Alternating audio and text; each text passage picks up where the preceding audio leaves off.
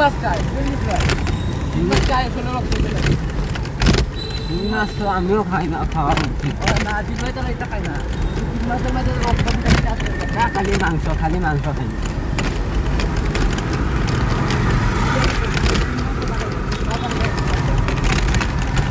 দুটা খাইতে হবে বাবা।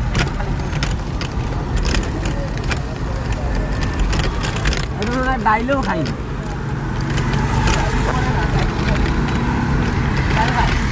না, ওই ডাল খাই না,